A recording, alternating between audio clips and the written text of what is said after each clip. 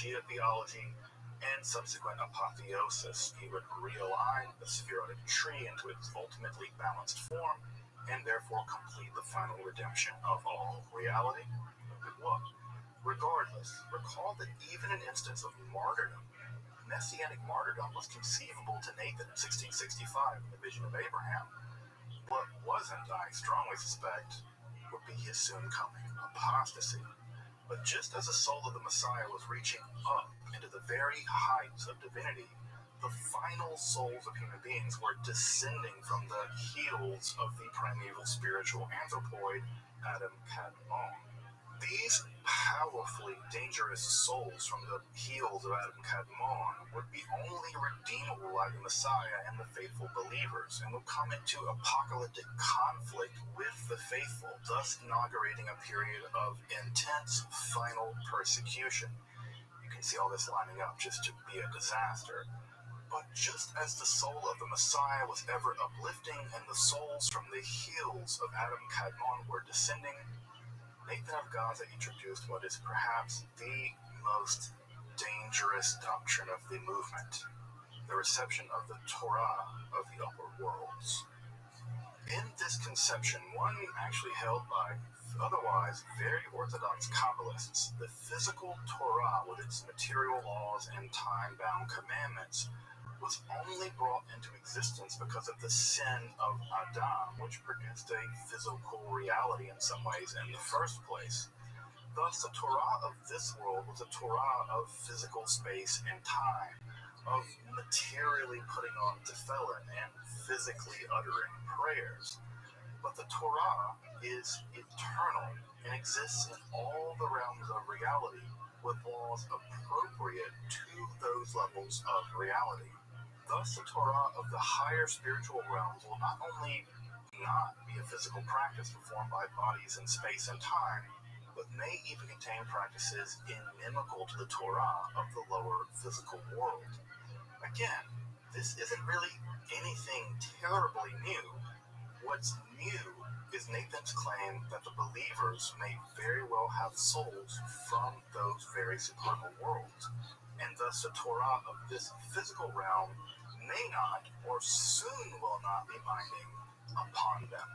But, to be very clear here, Nathan of Gaza seems to land on the position that until the redemption is at a slightly more advanced state, how much more advanced isn't clear, but probably not until Shabbatai rules at least the physical world, that's to say the world of government, gets rid of Ottoman Sultan, and probably not until the Third Temple is established, which Nathan definitely thought was going to occur in a few short years from 1665.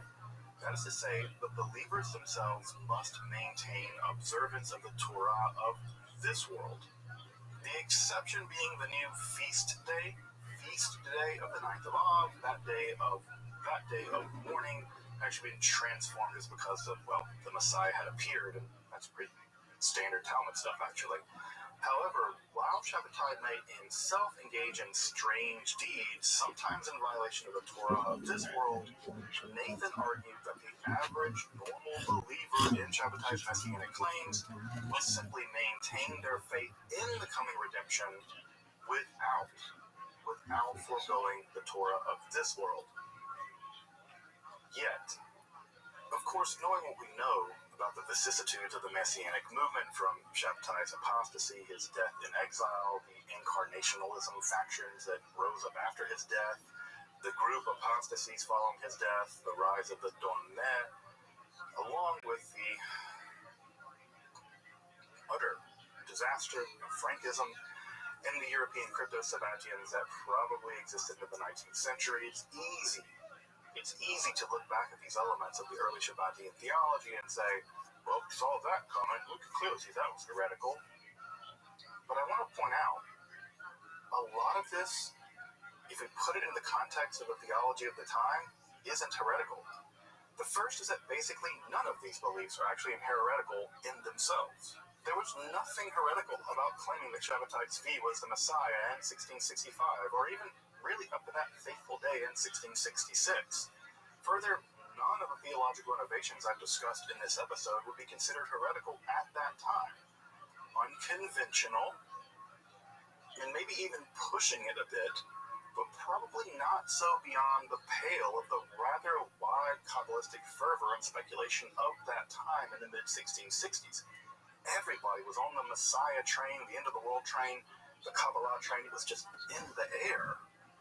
Finally, while all these ideas could and would be pushed to endorse the eventual antinomian wing of the movement, who Scholem refers to as the nihilists, Nathan's theological innovations don't, by any means, necessitate that outcome, much less any concept of redemption through sin, which is grist for the mill of those valueless, anti-Semitic internet grifters that I mentioned near the beginning of this episode. In fact, it's a real pity that Scholem used the concept of mitzvah ha'avera, translated as redemption through sin, in that article as the title for his groundbreaking essay on research into Shabbatianism, because one, that concept doesn't really play any real role in the Shabbatian theology of redemption, certainly not in these foundational documents, and not really in later documents either. And two, mitzvah ha'avera is settled law even in the Talmud. Any mitzvah performed through a sinful act is disqualified. You can't steal a lulav and esrog and get the mitzvah of shaking them. Nathan of Gaza even held the door to the believers appealing to a higher Torah to justify any kind of antinomian behavior. Of course, the movement was larger than Nathan of Gaza, and the antinomian faction did get a solid foothold, despite, I think, more than because of the actual Kabbalistic theology that underwrote this special period pre-apostasy. Regardless, the theology of Nathan of Gaza and Shabbatai Tzvi together, especially in the pre-apostasy period, remains absolutely fascinating, just as do the writings in the period post his apostasy, especially Nathan's seminal book of creation, but that's a topic for another time. The amount of Shabbatian literature that has actually been published, reliable Shabbatian literature, actually exploded in the past few decades, though sadly Nathan of Gaza's more speculative works have either been out of print, neither translated into English, or both. Luckily, however, new editions of the Treatise on the Dragons and the Book of Creation are out in just recent couple of years, at least in new Hebrew editions. Though the edition of the Book of Creation is, let's say, an interesting attempt at rehabilitating Nathan of Gaza as a Torah sage in Israel, but good luck with that. They can't even get Spinoza unexcommunicated, so whatever. Regardless, a critical edition of the works of Nathan of Gaza, his entire corpus, remain a serious desideratum. Again, a lot of the information online about Shabbatianism, and especially Frankism, is dumpster fire levels of quality, so I'd only really trust peer-reviewed texts like those in the description that I provide if you want to learn more about Shabbatianism and Frankism and its development in history. Until next time, I'm Dr. Justin Sledge, and thank you for watching Esoterica, where we explore the arcane in history, philosophy, and religion.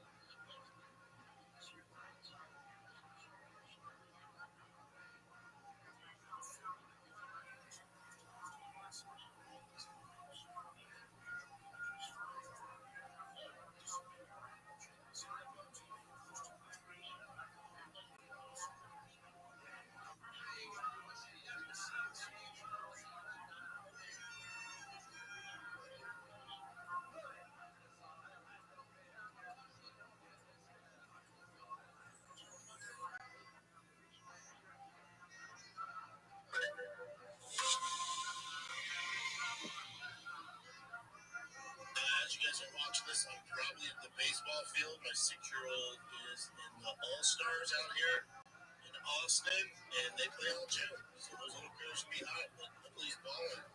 If you guys are watching this, he's hitting dingers, making some plays. That's the plan. Shout out to all the travel ball dads out there, all-star dads. If you're playing in June, you're doing something right, boys. Or you're just crazy. Let's get to it. Before you start, don't forget, brand new to the channel, Tuesdays and Fridays, we're live. We are live streaming for members only. Join the Big Brown Breakdown Club on my YouTube. It's on Thick Boy YouTube. You can see it on there. We'll do a live Q&A discussion. Have a grand old time every Tuesday and Friday at 11 a.m. Central for you guys. So go subscribe right now. It's for members only. And we're kicking off this Tuesday and Friday leading up to the UFC White House card, the Freedom 250. So get you some, man. We're new at this. So please show up, show out. Let's see how it goes. All right, let's get to the fan questions. This is all YouTube questions, by the way. And if you're watching this, like, how do I submit questions? Well, you can become a member and ask me live on Tuesdays and Fridays, or just submit your question below the comment section of any video on YouTube. Just put fan question, ask your question, and Chen and Nick see it. Boom, we're off to the races. Easiest way to get down to it, right? Let's do it. This is Pete Pop Bear. Fan question. Regards to more content, can we do a show or a segment where the theme is for the hardcores? We do a deeper dive into organizations like Cage Warriors, CFFC, and upcomers, New Contender Series, and also dive a little deeper into BKFC, Karate Combat, Game Red, boxing, kickboxing. I think it'd be sick for the hardcore fans, and it might also be appealing to the casual that want to get a little deeper into combat sports as a whole. There's a lot more going on in the fight world than UFC. It's a fucking great idea. It's a great idea. I'm not mad at that at all. I love Cage Warriors. I love CFFC. New Contender Series, BKFC. I love all of it. It's not a bad idea. Yeah, I think for that, let's see how the membership fan question go on Tuesday, Friday, and those get me for even some more, right? I'm trying to get my way out here, especially the live stream stuff. That's new. Chin's old as fuck. I'm not young.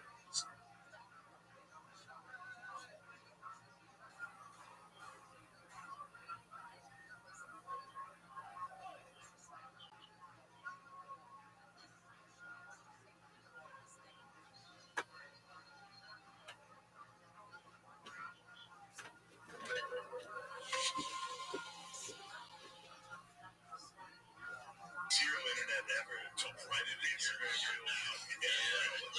Right to Harold. AI years. Loop me in with him, and we'll send him all the shit that Tom Segura sends me. No, don't send him. Oh, that's just dark. No, that's Segura shit. I sent Segura some nice stuff. I sent Segura some fucking rough ones today. Today. Every now and then he gets me, but I got him today. I got him with 2 broken murders. No, you got him divorced. Oh, yeah. Gotta set up divorce, 2 murder pictures, because sticking with that money is gonna lose. Oh, AOC single Tom. You better get on there. I heard about that. Really fun girl. Yeah. She likes the she's single and freezing her eggs. Oh, he already got 2 kids. Yeah, she made a video of her freezing her eggs. Nice. Getting in there with a needle. I'm talking. I don't understand how any of that works either. I don't get it. I don't get it. Just to go to the South Korean football team did. They have a football team? Soccer. You're such a bitch. You suck. You really do suck. They got all this. They got a cheap place. They all to us. Do it again. You son of a bitch. South Korean soccer. You can see what I did there? Come on. You're 89 years old. You're 89 years old. Soccer's a British term. They got all the refs late. All the refs there. Yeah. Central Services. Good for them. They get them all late, so they'll root for the South Korean team. That's brilliant. It's not cheating. Alleged that spent thousands of dollars on sexual services for foreign referees. That's it. That's a steal. Thousands of dollars is a fucking bargain. Think about how much DraftKings money is in these games. South Korea seems like the shit. That seems so fun over there. Americans.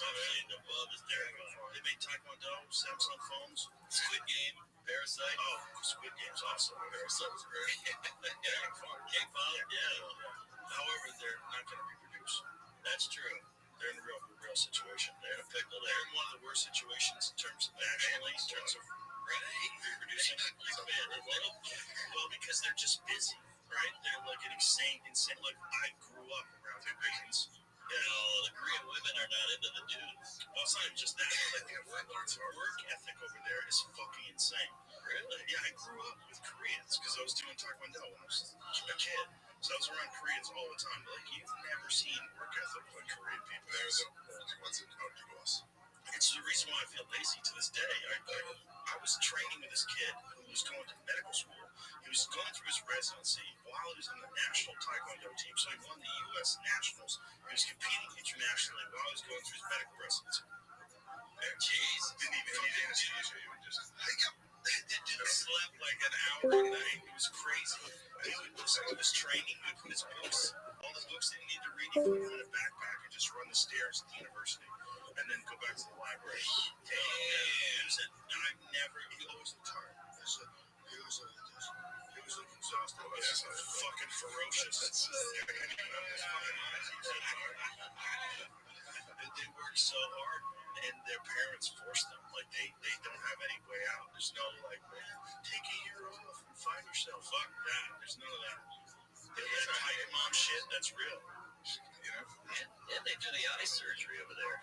So yeah, they do a lot. Yeah, they want to go round eye. They do a lot of that. Was that music guy in Secret South Korea?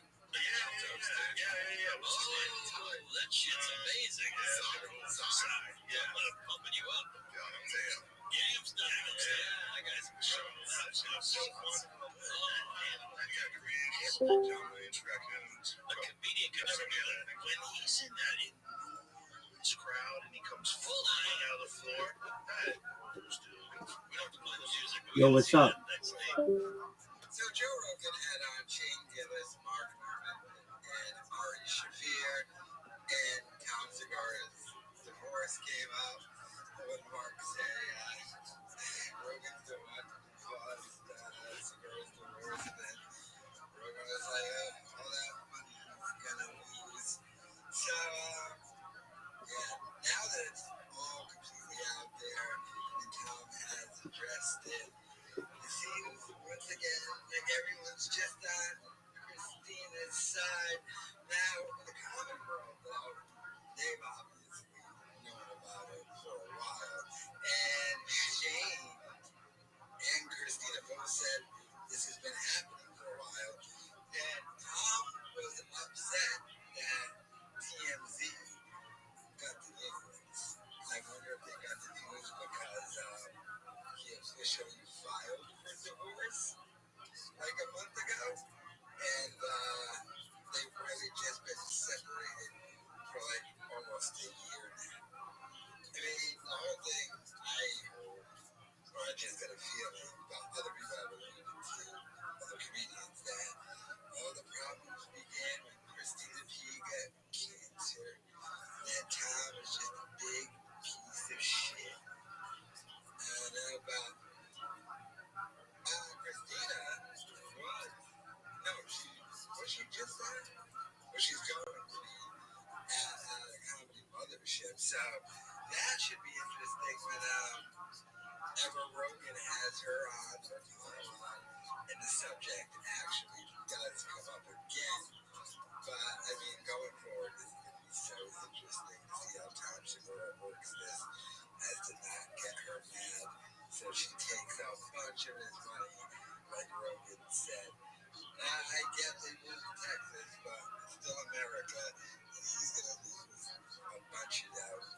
So we had all three of these guys on the podcast now. It's so fascinating seeing how Rogan rotated his core group. Because there's the entire Rogan sphere, right? But all the positions have changed. It used to be that the tier one of the Rogan sphere was Schaub, Callen, and Eddie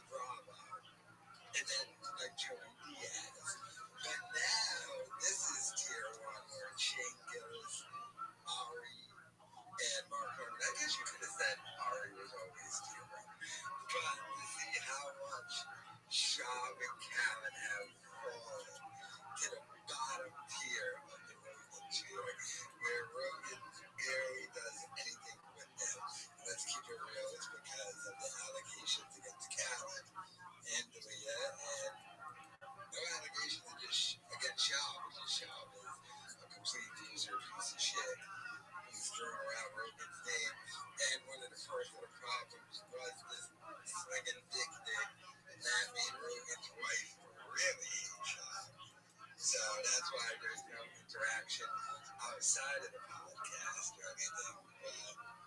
I mean, the cigar thing, because these guys are all hush hush about it. So I finally got the okay to talk about it. And like I said, everyone is on Christina P's side. But let me know your thoughts in the comments.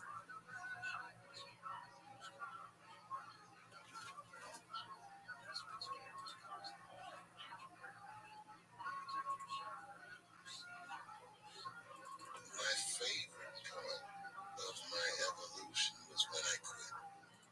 There's certain things that I became in that time that I love about myself. Do you feel like your job is to be provocative, controversial, polarizing, any of that? I don't court it. I just don't front it. The United States government, let's visit the South. Netflix, let's visit the South. None of these things were an issue until I went through it. As soon as a black man can make money off of education, they're trying to tell you that the money is dirty. Dave Chappelle is one of the most influential stand-up comedians of our time. He's known for pushing the boundaries of what is okay to say in public. He also uses his influence to advance the causes he believes in his art and in his community. I probably know that. What you may not know is that he lives here in Yellow Springs, Ohio, and that's where we begin our conversation. Thank you for having us. Oh man, what an honor.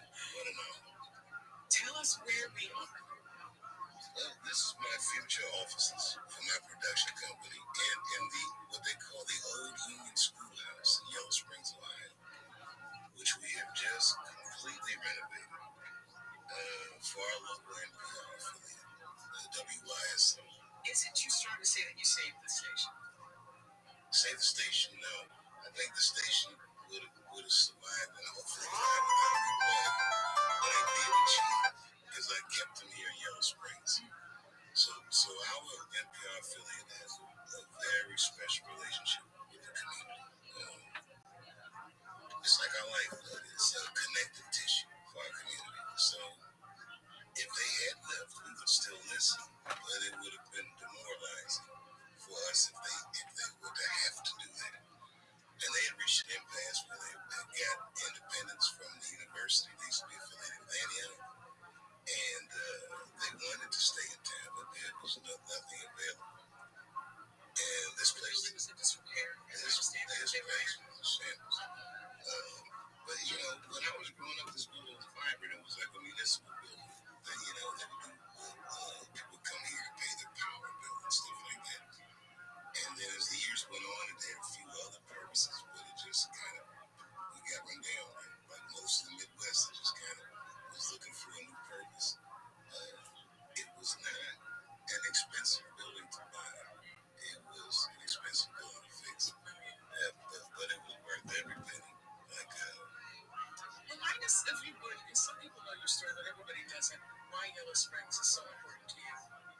Yeah, you live here now. I've lived here since like 2000. And you live here. This is like your summer place. Like you live here. Yeah, my only homes are here. But I have many homes here. I'm from D.C. Both my parents are. But before I was born, my father worked at Antioch University. My mother worked at Wilberforce. I came back to D.C. I was born. And then maybe 2 years into my life, they separated. And my father moved back here. So I don't have many memories of them married, but he was very present in my life. And I would spend holidays and vacations here with him. So I guess I've always associated this place with relaxing. And around 98, he passed. He was ailing for a while. So for a year, I would drive back and forth from New York to Ohio. And at that time, there was no hotel here. There was nowhere to stay. And so I had to buy a house. It was a small place. And so I could see my dad out. And then when he passed, I left New York and moved into the house and kind of packed up show business and didn't go back to New York till I did Chappelle Show. But I've just been here. ever since. Yeah, but you can live wherever you want.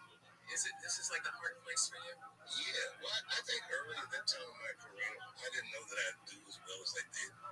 And I figured I should build a lifestyle for myself that I can afford for a while so I could be more adventurous with my career. And I also heard you say that you can feel normal here. without question, What is that? Tell me what that means. nobody here really pays attention to what I'm doing out in the world. It's hard. I don't know what that's like for them, but I'm just a local here. In a small town, everyone knows everyone anyway. And they knew me poor, they knew me rich, and then they had all these different incarnations of myself. So,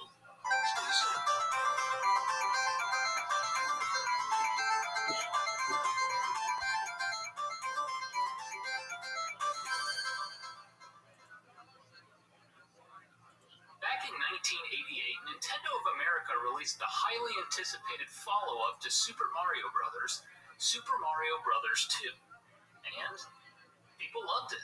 Still do, actually. But the game was quite different from the first installment. You were no longer stomping on Goombas and Koopas, but instead picking vegetables out of the ground and throwing them at enemies. Bowser, the main villain from the first game, was replaced with a giant toad named Wart.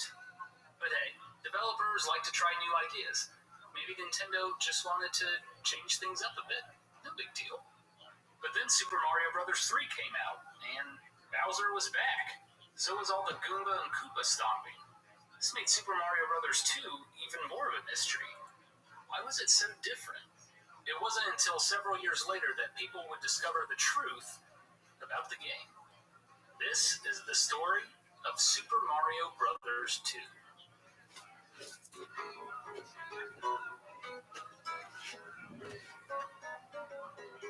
In order to understand Super Mario Bros. 2, we first have to look at the original game, Super Mario Bros.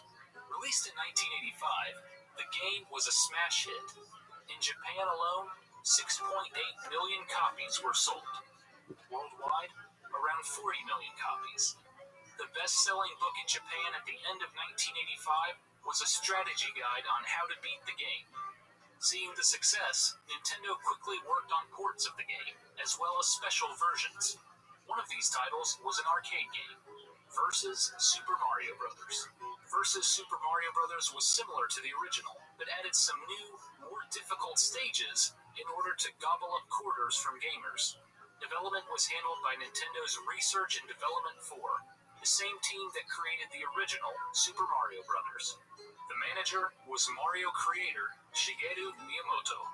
While R&D 4 designed new levels, they noticed how much fun the new challenges made the game. We had to redesign some levels to make them a little more difficult. We ran some tests with the team and we couldn't stop playing. When I realized this, I said to myself, gifted players who completed Super Mario with ease should find this fun. This is how the development of Super Mario Bros. 2 started. Shigeru Miyamoto. Super Mario Bros. 2 would be developed for Nintendo's brand new device, the Famicom Disk System.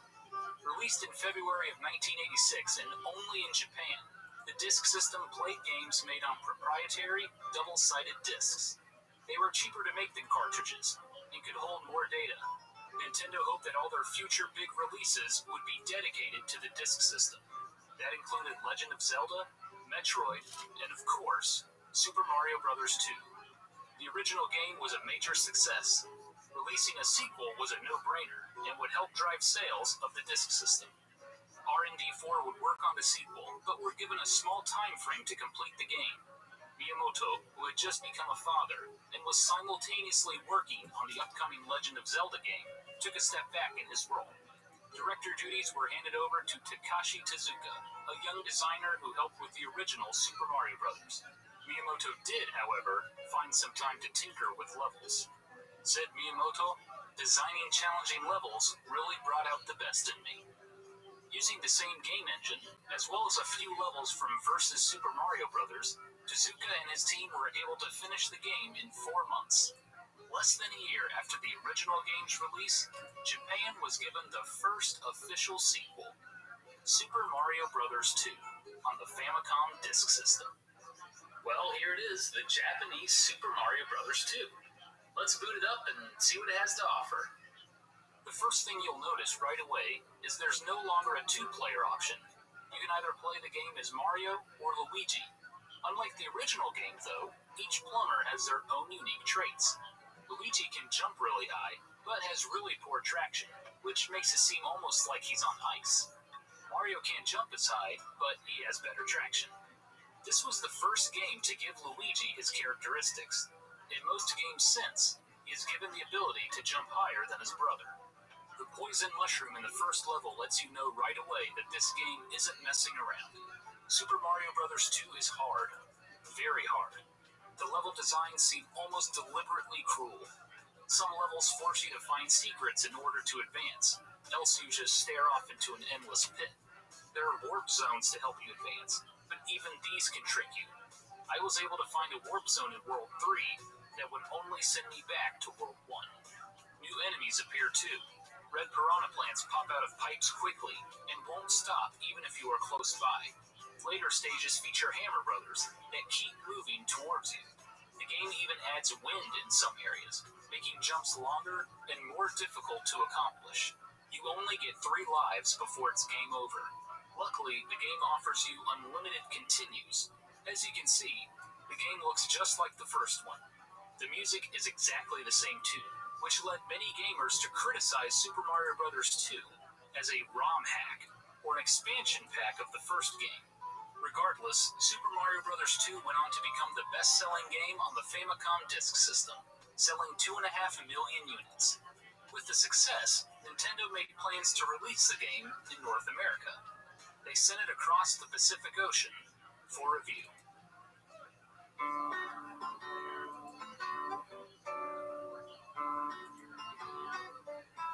Back in 1981, Nintendo of America hired a young, enthusiastic red-haired man to help unbox, assemble, and even deliver arcade games. His name was Howard Phillips. As new games were unboxed, Phillips would occasionally get a chance to play them. President Minoru Arakawa noticed the enthusiasm in his young warehouse employee and would often ask for Phillips' opinion on new titles. He saw value in a Western gamer's opinion. By 1985, Phillips was playing just about every new Nintendo product to see if it would be a good fit in North America. In the summer of 1986, Howard Phillips received a new assortment of games from Nintendo of Japan for review. Among the games was Super Mario Bros. 2. Phillips was surprised. This was the sequel to the most popular game on the Nintendo Entertainment System, and he had received it without warning. He quickly booted the game up to test it out.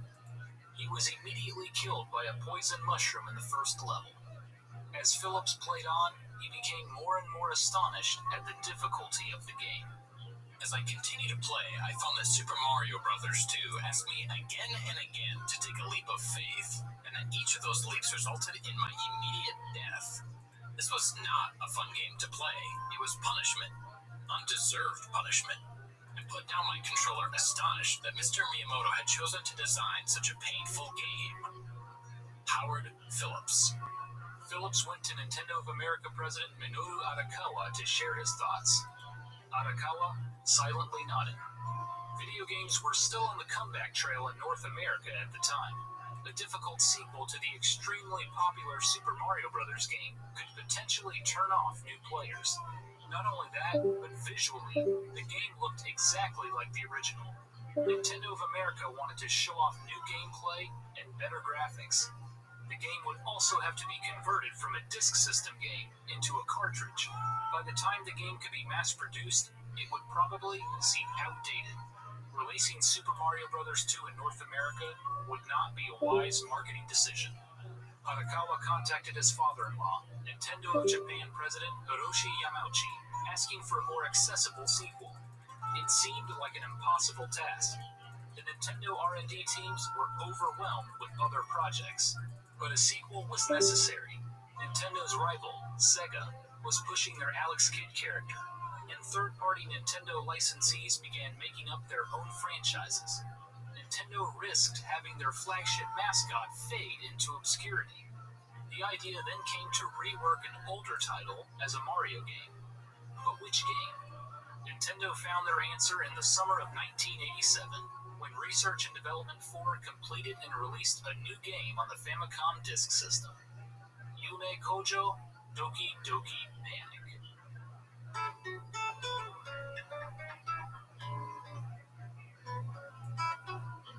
In April of 1986, a recent graduate of the Osaka University of Arts joined Miyamoto's R&D 4 team, Kensuke Tanabe. Miyamoto encouraged his team to be creative and come up with potential new ideas for games. Tanabe came up with a platforming game where players would progress through the level vertically rather than horizontally. The idea was that you would have people vertically ascending, and you would have items and blocks so you could pile up to go higher, or you could grab your friend that you were playing with and throw them to try and continue to ascend. Unfortunately, the vertical scrolling gimmick wasn't enough to get us interesting gameplay. Kensuke Tanabe. The technical limitations of the NES made it difficult to program this type of gameplay, and playing it solo just wasn't very fun. The prototype was shelved. But Nintendo is a company known for recycling ideas. An opportunity for the prototype to be used came when the Fuji Television Company approached Nintendo about creating a game for their upcoming summer festival, the Dream Factory. The Dream Factory took place between July and August of 1987 in Tokyo and Osaka. It was used to promote Fuji Television's latest shows and increase viewership. It was a huge celebration, with live concerts, TV specials, and costumed events. Fuji TV wanted special products to coincide with the festival, and a collaboration with Nintendo would be huge. The Famicom was selling at a blistering rate. 1 in 4 households in Japan had the system. Kensuke Tanabe was put in charge of the project, and he met with Fuji Television officials to discuss the game. Executives handed Tanabe papers that contained drawings of Arabic-themed characters known as the Dream Factory family. They were the official mascots of the festival. Make a game with this, they said. Tanabe dug up his shelved prototype and went over the concept with his boss, Shigeru Miyamoto.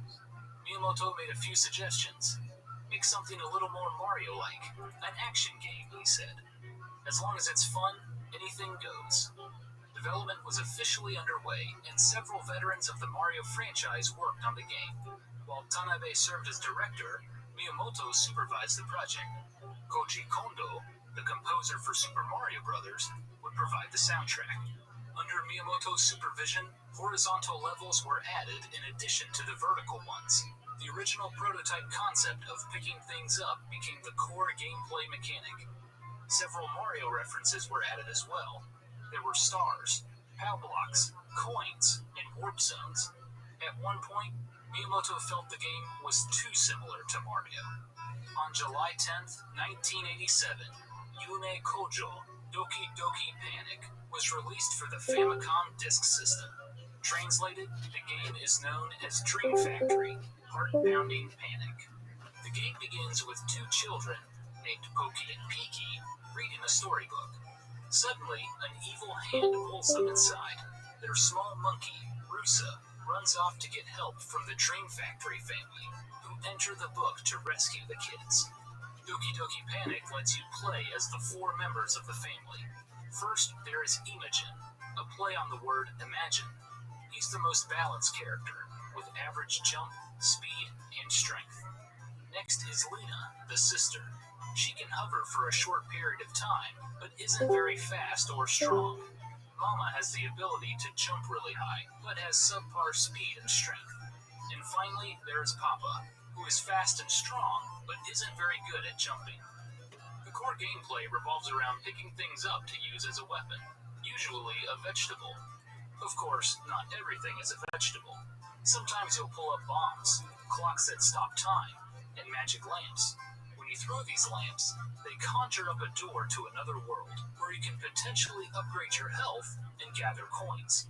The coins allow you to play the bonus slot machine game at the end of each level to earn extra lives. If you jump on top of an enemy, you'll go for a ride, but you can also pick them up and throw them. There's also a variety of masks throughout the levels, all references to the Dream Factory Festival. The game takes place in a variety of locations such as deserts, grassy plateaus, caves, and dungeons. Thanks to the vertical gameplay, you'll be going up into the clouds as well. Doki Doki Panic has a very Arabic feel to it, which matches the characters. Because of their unique abilities, the game offers some strategy in how you want to approach each level. In order to see the true ending, you'll need to beat the game with all 4 characters. Luckily, Doki Doki Panic has a save system, so you won't have to do it all in one sitting. Critically, the game was a success. The popular Japanese magazine Famitsu gave the game a score of 31 out of 40, calling it an action game that's a slight remix of Super Mario. When Nintendo of America requested a more accessible sequel to Super Mario Bros., Nintendo of Japan saw Doki Doki Panic as a potential answer. It was made by the same team that worked on Super Mario. In fact, Miyamoto approached development of Doki Doki Panic as if it were, quote, a full-fledged new Mario. Graphically, the game looked much better than Super Mario Bros., and the gameplay was different. While Fuji Television owned the Doki Doki Panic characters, Nintendo owned everything else. They could replace the Dream Factory characters with Mario characters, and release the game without any legal issues. The game was sent to Nintendo of America offices with a note. If you replace the 4 characters with Mario, Luigi, Peach, and Toad, will the American children be happy? Nintendo of America thought yes, and plans were underway to change Doki Doki Panic into a Super Mario sequel for North America. Tanabe and his team went back to work. In 1988, Howard Phillips received a new package on his desk, this time containing a modified copy of Doki Doki Panic. He thought it was a lot of fun, and passed the news on to Mr. Arakawa. Nintendo went to work hyping up its release. Around the same time, the company was getting ready to launch its own paid magazine, known as Nintendo Power.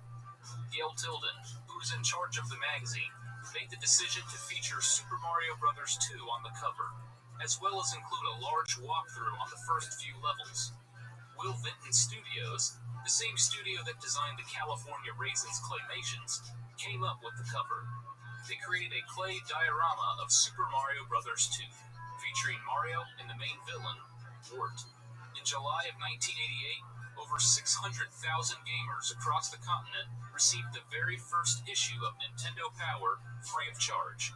It was the first time gamers would discover they were getting a sequel to Super Mario Bros. Later that year, on October 10th, 1988, Super Mario Bros. 2 was officially released in North America.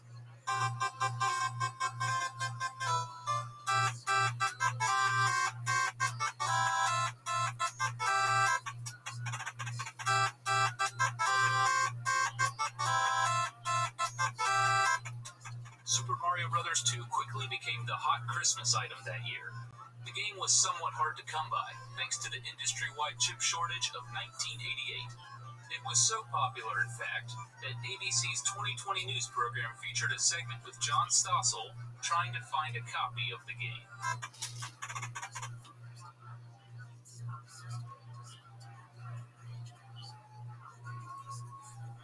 So what are some of the differences between Doki Doki Panic and Super Mario Bros. 2?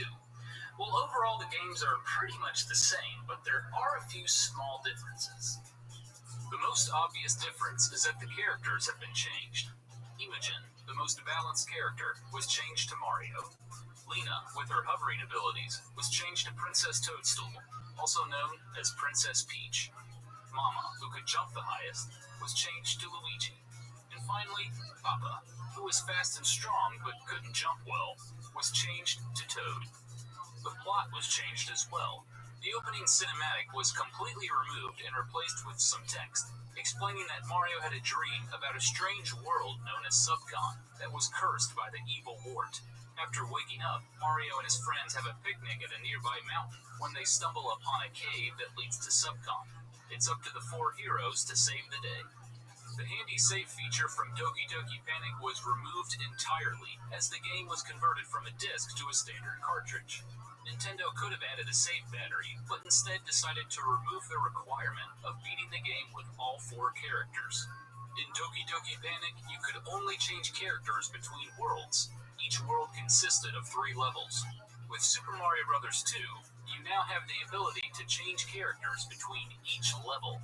One welcomed change is the ability to run, which was surprisingly absent from Doki Doki Panic.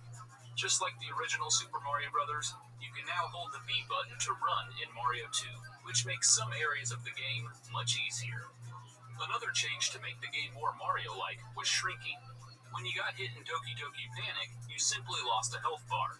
In Mario 2, if you get down to 1 health, you'll shrink down, similar to the first game.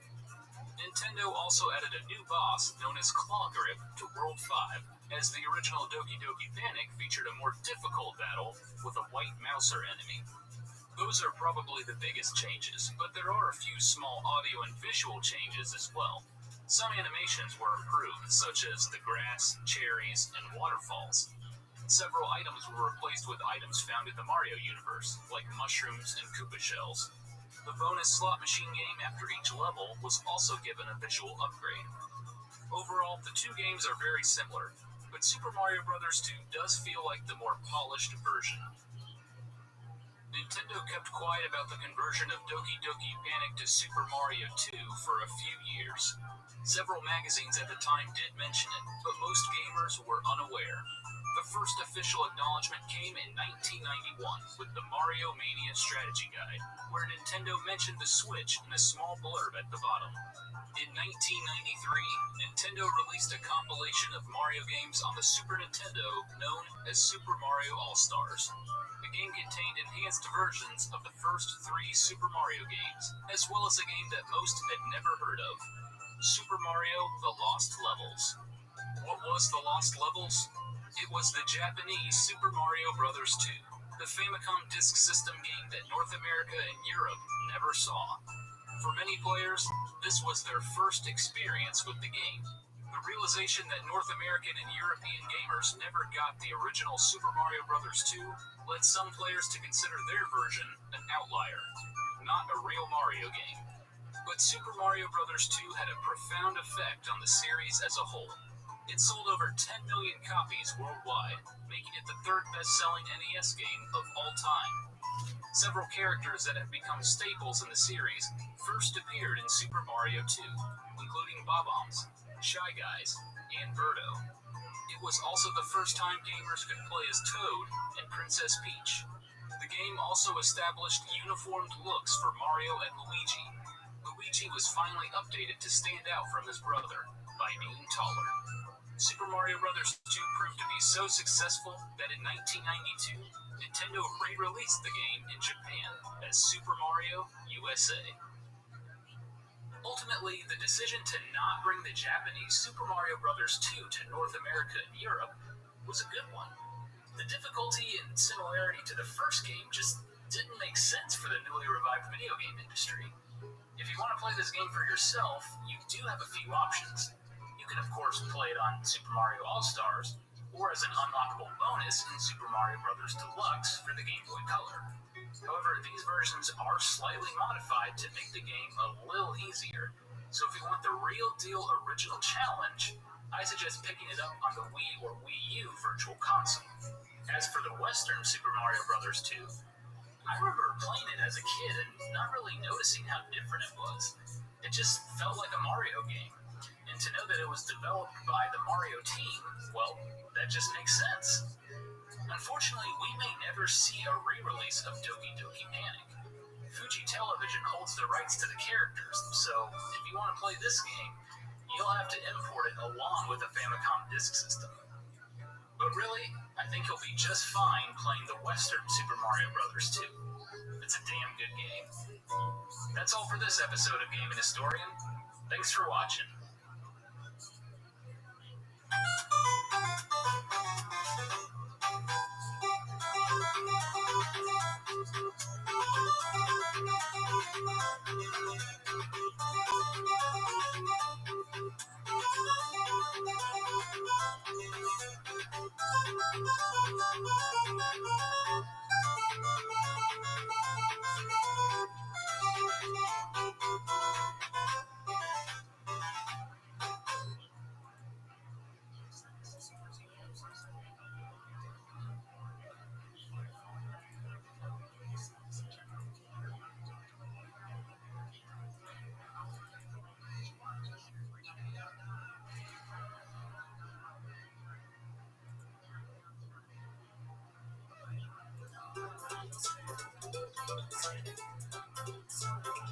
It was February 1990.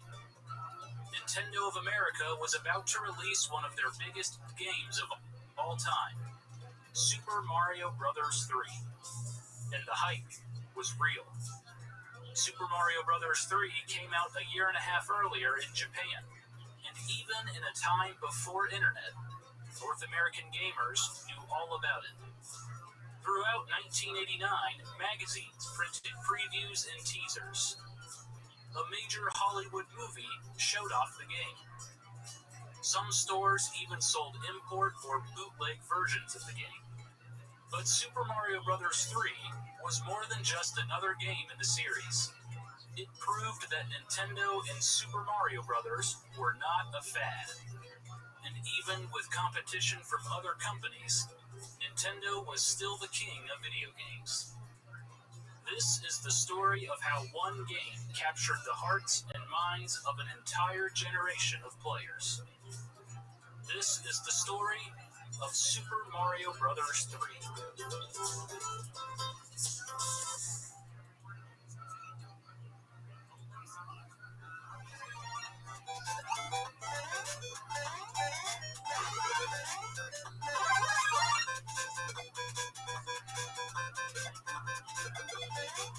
By the summer of 1986, Mario Fever had officially hit Japan.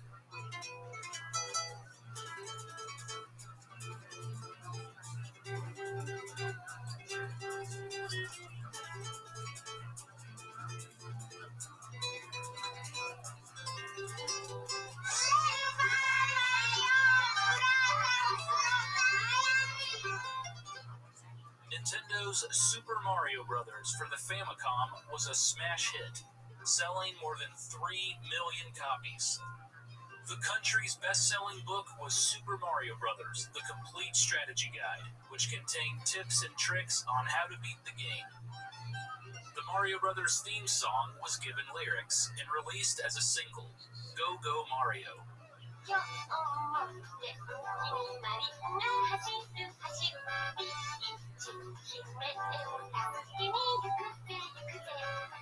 Super Mario Bros. Even shifted Japan's public perception on video games. Before Super Mario Bros. Came out, even the Parliament had taken up the issue of the influence of video games on children, and newspaper articles were mostly negative. But Mario's bright atmosphere cleared away that prejudice against the Famicom. Hiroshi Imanishi, Nintendo. The game caused a sales explosion for the Famicom system. By June of 1986, Nintendo had sold more than 6.5 million units. 1 out of every 5 households in Japan had a Famicom. And with Super Mario Bros.' enormous success, a sequel was never in doubt. Super Mario Bros. 2 was released on June 3rd, 1986, less than a year after the original game's debut. Nintendo released the game on the Famicom Disk System, a new add-on for the Famicom that would play games using proprietary discs. They were cheaper to make than standard cartridges, and could hold more data. Nintendo hoped that all their future big releases would be dedicated to the disk system. A sequel to the most popular Famicom game would help drive sales. Super Mario Bros. 2 would become the best-selling game on the disk system, selling more than 2 million units. But players were hungry for more. The game felt more like an expansion pack than a true sequel. Visually, Super Mario Bros. And Super Mario Bros. 2 were almost identical. It was also an extremely difficult game, which was a turnoff for new players. Nintendo even advertised it as such, slapping a "For Super Players" label on the game's packaging. And players weren't the only ones who wanted a true sequel. Research and Development 4, the team behind the first 2 Super Mario Bros. Games, were ready to provide the Famicom with the ultimate Mario game. So Nintendo got to work. A team of over 10 people at R&D 4 would be responsible for making Super Mario Bros. 3. Their leader was Shigeru Miyamoto. If Mario was Nintendo's Mickey Mouse, Shigeru Miyamoto was Nintendo's Walt Disney. He created Mario back in 1981, and since then had seen his character become the face of the company. Miyamoto took a step back during the development of Super Mario Bros. 2.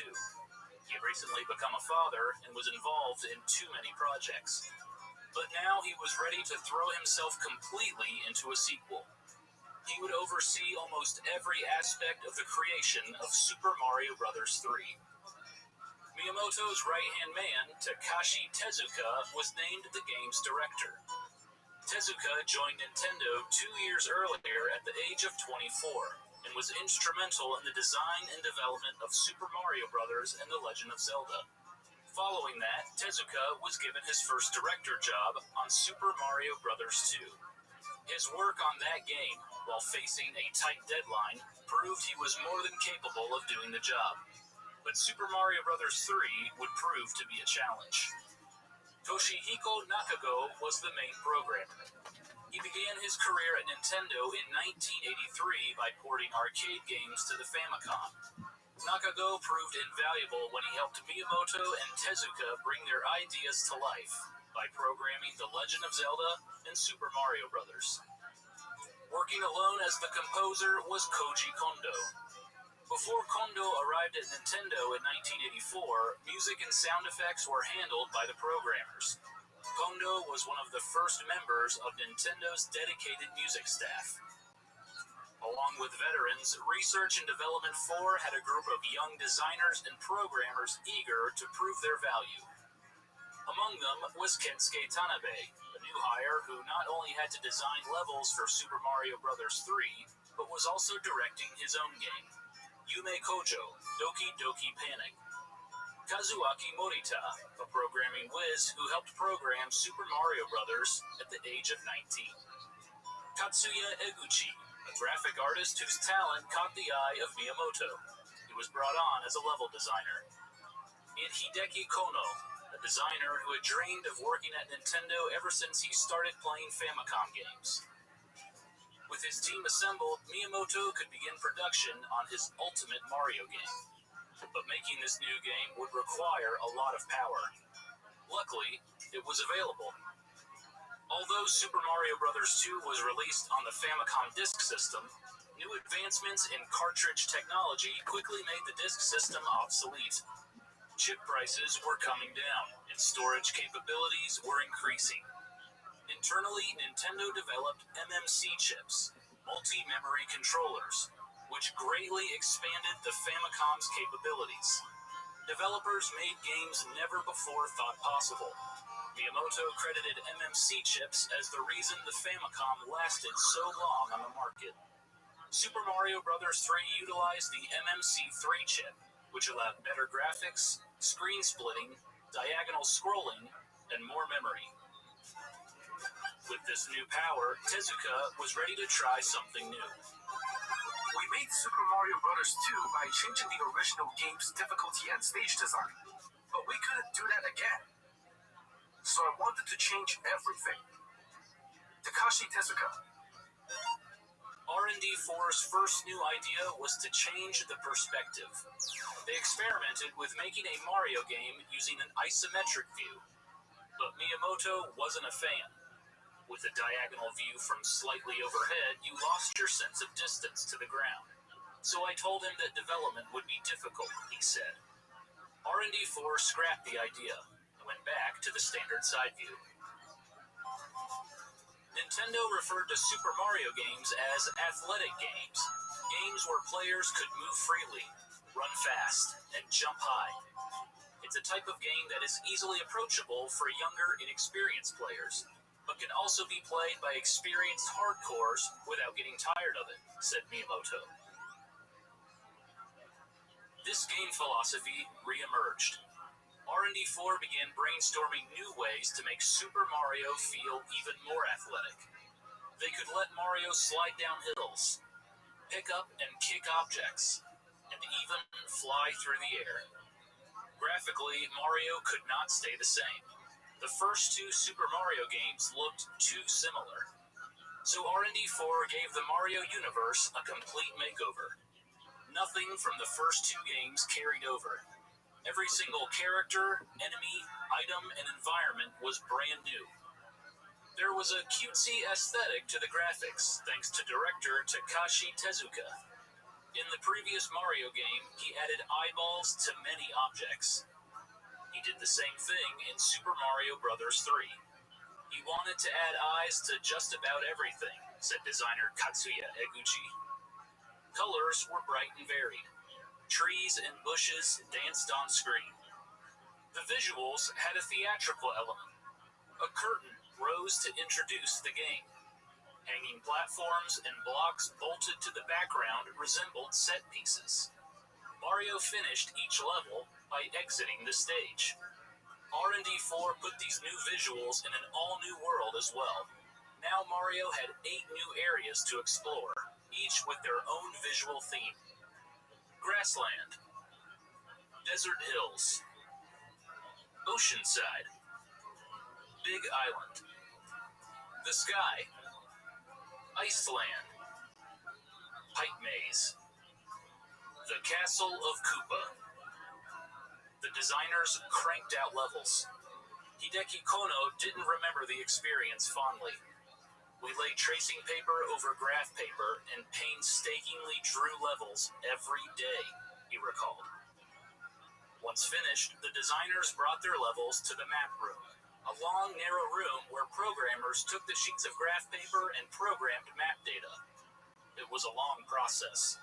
Designers had to wait a whole day before seeing their creation on screen, and even then, there were plenty of bugs to work out. To connect all the levels, the development team added an overworld map. Levels were no longer played in a linear order.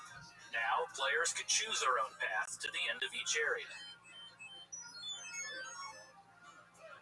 How did Research and Development 4 come up with these new worlds? They may have gotten inspiration from the most magical place on Earth. In 1987, Shigeru Miyamoto and other members of the Research and Development 4 team needed inspiration, so they took a trip to the United States. They visited several places, including New York City, San Francisco, and Disney World in Orlando, Florida. Disney World had several unique areas, and it felt like a fairy tale land. Super Mario Bros. 3 was similar, with its 8 different colorful worlds. Cinderella's castle sat in the center of the park, connecting everything together. It was similar in Super Mario Bros. 3. The White Castle in each world helped guide the player along, and was the key to getting to the next area. No one at Nintendo has ever confirmed that Super Mario Bros. 3 was inspired by Disney World, but the similarities are interesting. New graphics and levels weren't the only addition to Super Mario Bros. 3. R&D 4 added new power-ups as well. One of Miyamoto's ideas was to have Mario ride a dinosaur. He had wanted to do it since the original Super Mario Bros., but technical limitations prevented it from happening. To compromise, director Takashi Tezuka pitched the idea of Mario transforming into animals rather than riding them. It was a good idea. Mario could get different power-ups and suits that would transform him into animals with their own powers and abilities. The Super Leaf turned Mario into a raccoon and gave him the power to hit enemies with his tail and fly completely over a level. But the ability to fly was initially too powerful. Head programmer Toshihiko Nakago voiced his concerns. If we had gone with that, all of the obstacles and the objects on the ground that we managed to create would have been wasted, he said.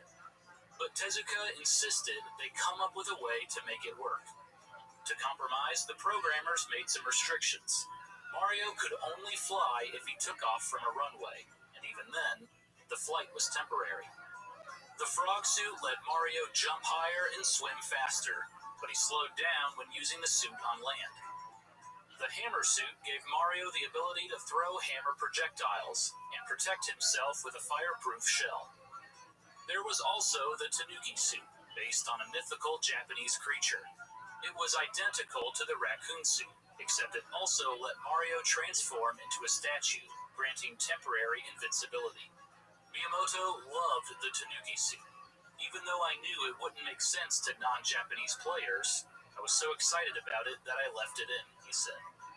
At one point, someone pitched the idea of Mario turning into a centaur. It got rejected.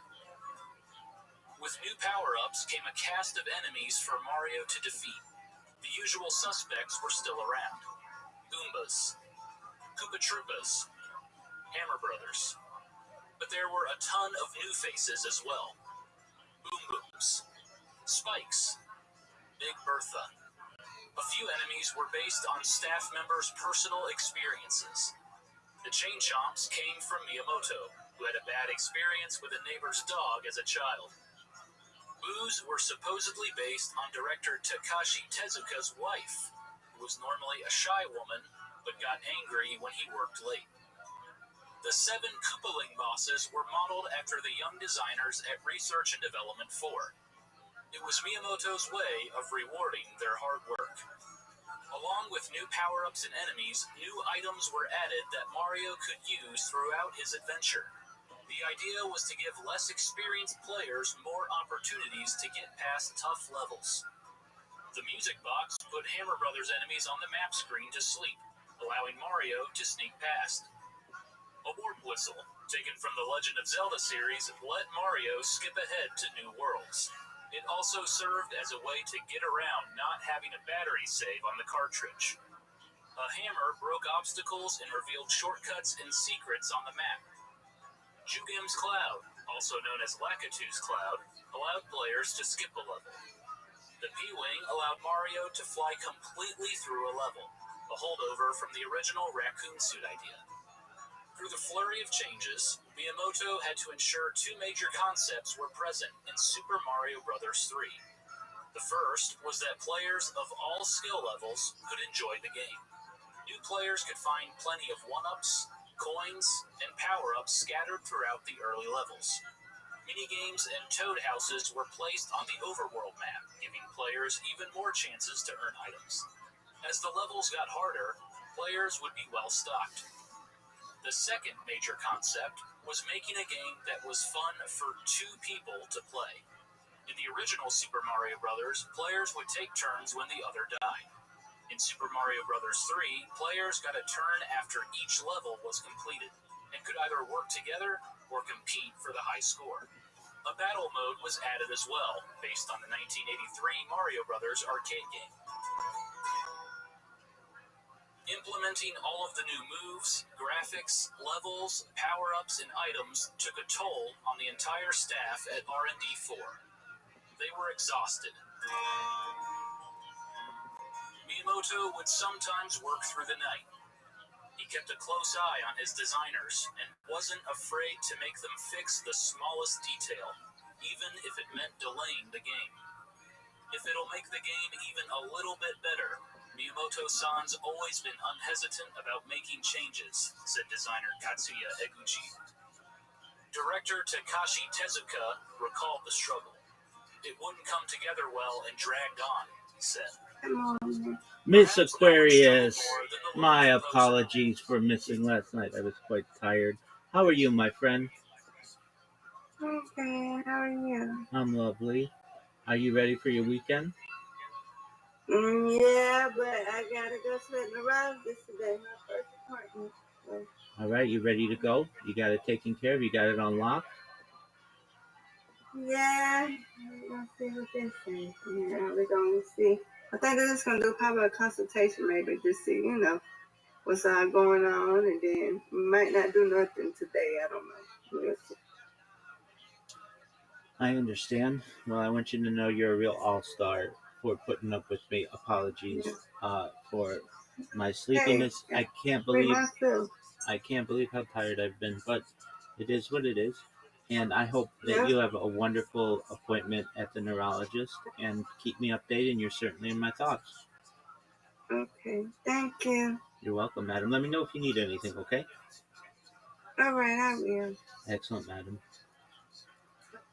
You've always been a true friend to me, and I always will. Thank you, Rabbi. Absolutely, Mr. Aquarius. The feeling is Yeah, my mutual. appreciate you. We appreciate you. You're so sweet. Absolutely, my friend. Thank you for being such a good friend. Oh, you're welcome. You too. Oh, okay. I'm gonna go because you're gonna make me cry. Absolutely. I'm gonna go. We'll see you later. God willing. Okay. Take care. Thanks. You later. You too. Shout out to Mr. Aquarius. Koji Kondo.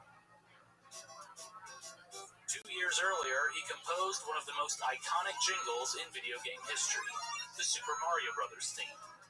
Now, he had to make the theme for Super Mario Bros. 3.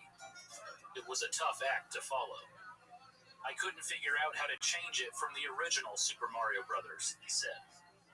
When he made the first Super Mario Bros. Theme, Kondo simply made music that went along with the gameplay.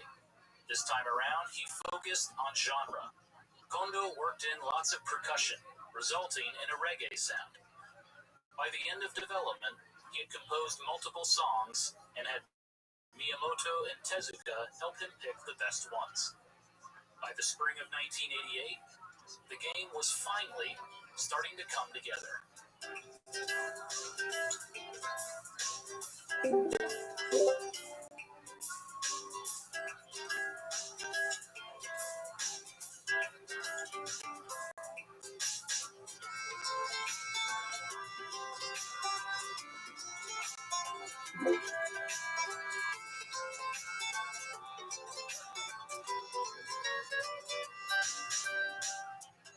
Miyamoto was not bluffing when he said he wanted to make the ultimate Mario game.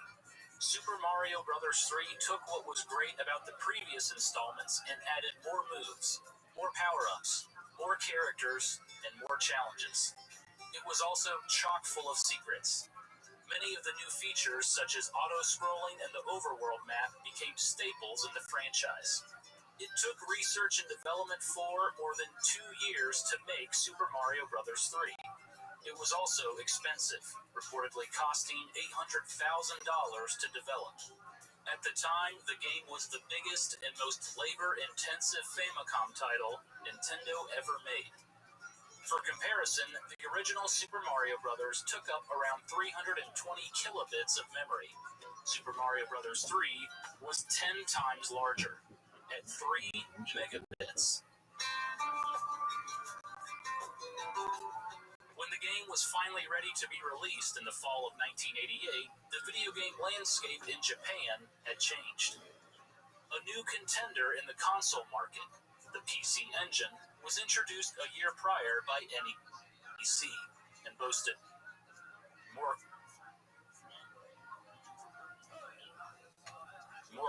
colors and better graphics. It was outselling Nintendo's Famicom. Another company, Sega, was getting ready to introduce its own new console, the 16-bit Mega Drive. All of a sudden, Nintendo had to play catch-up and begin developing a new console of their own.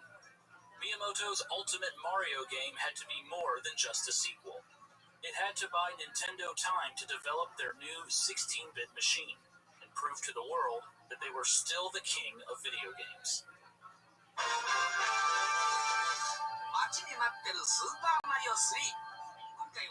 Video previews of the game debuted in September of 1988. Players wouldn't have to wait long to try it out themselves. On October 23rd, 1988, Super Mario Bros. 3 was released in Japan. Hey, there he is. What's up, pimp? It was clear. Yo, dog. Everybody stop what you're doing. It's time to talk with Tony. What's up, my man? Hello, I just finished my job. How did it go? Good.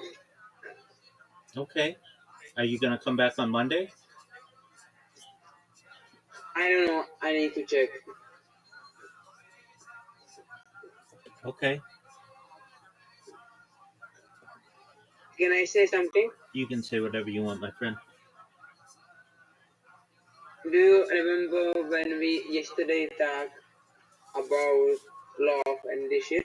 Yeah, I remember it vividly.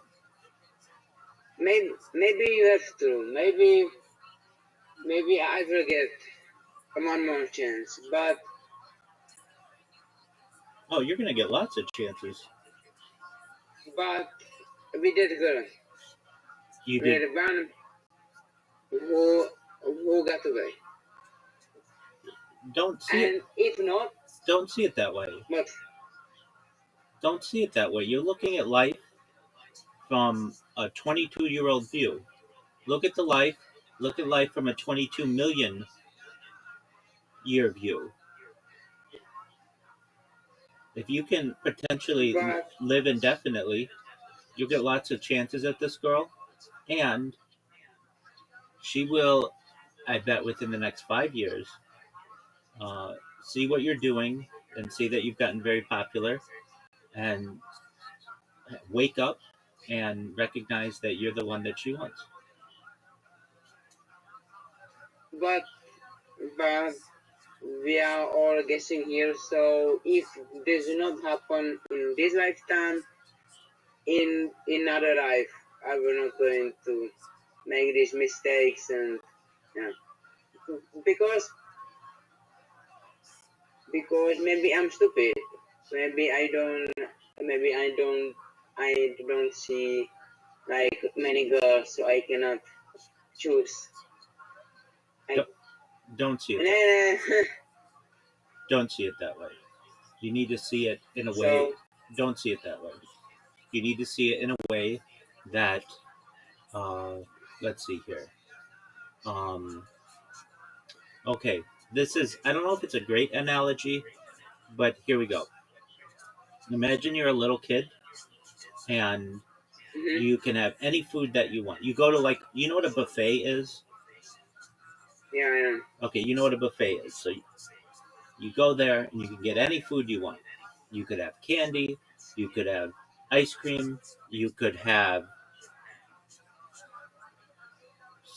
steak, you could have vegetables, you could have salad, you could have whatever you want, okay? And she's there and she's at the buffet. And she sees that she can have as much ice cream as she wants. So she goes and she's getting as much ice cream as she wants. But what she recognizes is that she gets sick of ice cream after a little bit of time, and recognizes that it's not all that it cracked up to be, that sometimes that much sugar just becomes plain and doesn't really have the same opportunity that other foods have. And she might try some other foods as well. But eventually she's going to get to the steak. And you, Tony, are our steak. And she's going to find that she could eat steak every single day for the rest of her life and be absolutely happy.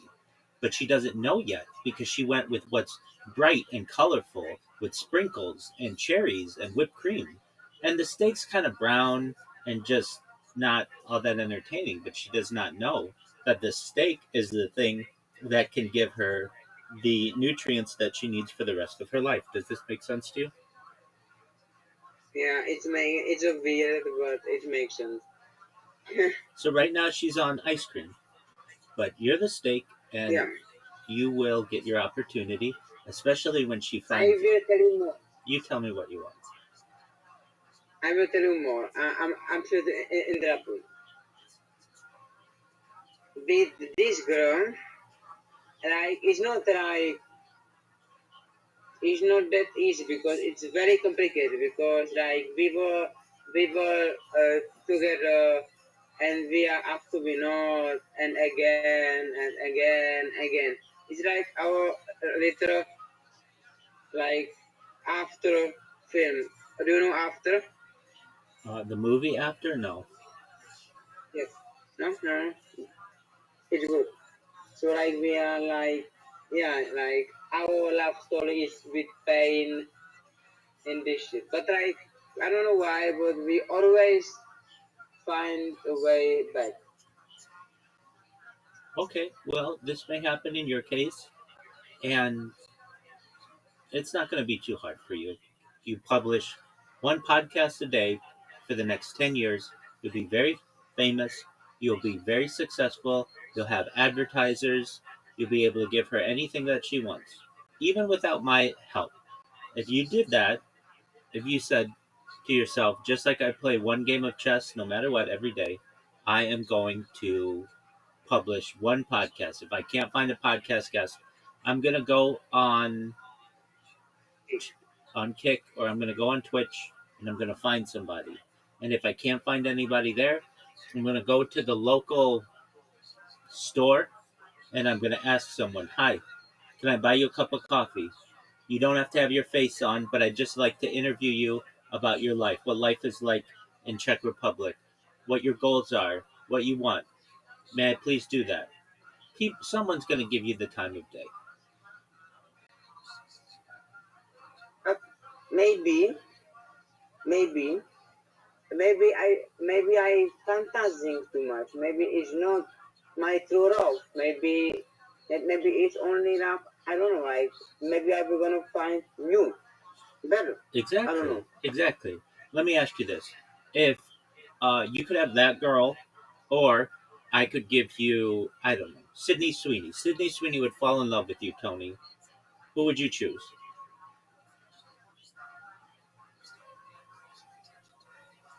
Right now, in my state of mind, Get out of here. right Get now, out of here. You would choose Sydney Sweeney in a heartbeat. Sydney Sweeney is young and pretty and rich and would make all your friends very jealous of you, and you'd forget this girl's name in a heartbeat. I know that. Don't tell me that you would choose your little high school girlfriend or whatever over one of the most desired women in the world. Sydney Sweeney could say to you, "Oh, you have a podcast? Cool, I'll be on it," and you'd get 100,000 followers immediately. Like, those are all the things that she'd be able to do for you that your little high school girlfriend wouldn't be able to do. You would take Sydney Sweeney in a heartbeat. I understand that. I get that. Let's be realistic. You're just enamored. You're just focused on this girl, and that's cool. It happens, but you have to recognize that it's not over. And have I gotten every single girl that I've ever wanted?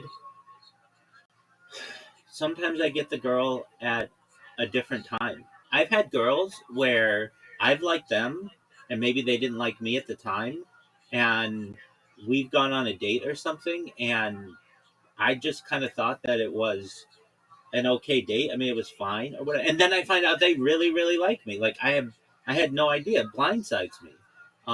That has happened to me. I've had situations where I like the girl. She may not have known it or whatever. And then I have found somebody else. And then I find out that she liked me. And a month or two goes by and you end up, going on a date or whatever. Like, these things happen. And even for any girl out there who, let's say, I don't know if I have any girl that got away. I don't really feel like I do. I can get them all in the future. And, Tony, I have to be an interesting individual. I know I am. But it's like I don't even talk in reality. It's like, you're like, "Rabbi, I just worked an 8-hour day at a warehouse or whatever. And you're over here talking about living for 1,000,000 years." Like, those are two different worlds. Like, if I were to take what you say to me, Rabbi, to anybody with whom I work, they're going to say that person's bonkers. How do you do that? But then when I explain to them what you say about life extension technology and things like reverse aging technology and things like perhaps mind uploading technology and revivification technology, okay, maybe. Then it becomes not so wild. But the way that I talk to a normal, average, reasonable person, your rational individual that you find on the street, what I say sounds like a dream. Am I wrong? No. Exactly. But I have confidence in it. Okay. I will tell you this. Go ahead. Okay. I will tell you this. Rabbi.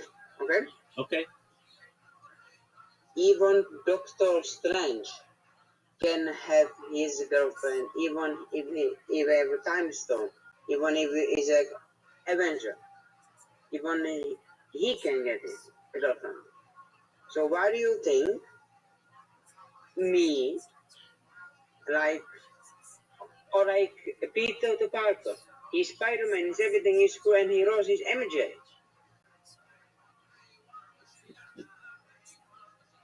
Okay, what about him?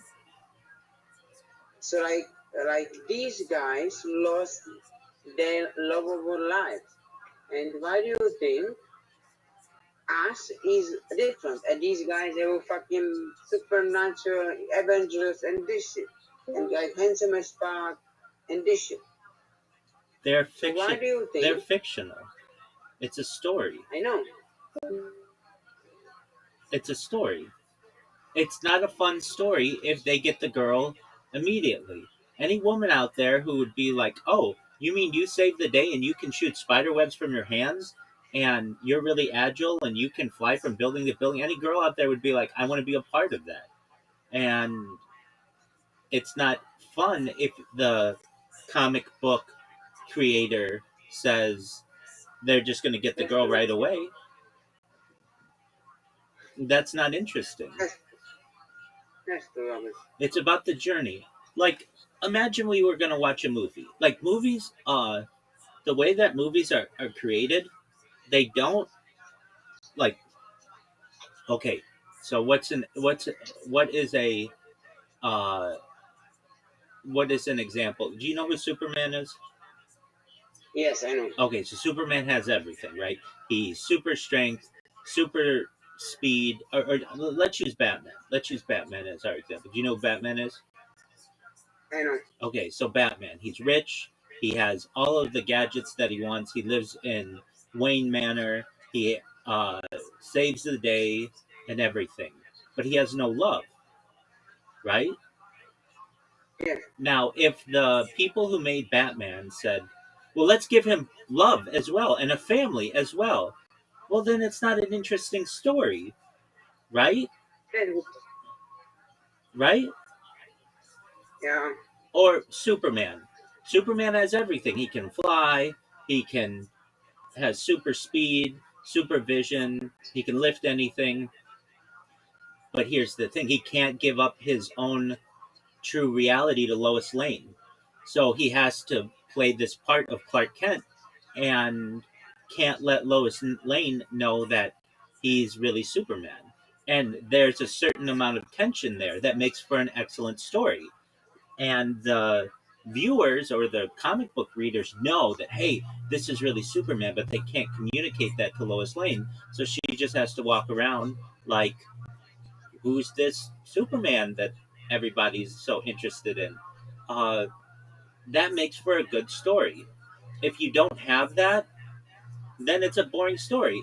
If I say to you, okay, we're going to have a story about Super Tony, okay? Super Tony, super fast, super good looking, super great voice, super smart, can fly, can swim, can lift the world, can do everything. Okay, name something else you would want Super Tony to do, Tony. I want to hear other people. Okay, so he's telepathic. He can basically communicate with other people, and he can hear what's on other people's minds. What else do you want him to do? Yeah. I want to like if he touch the people are cured. They're cured or they're healed. Okay, great. He has super touch. What else do you want him to have? I want to have. That's a good question. I don't know.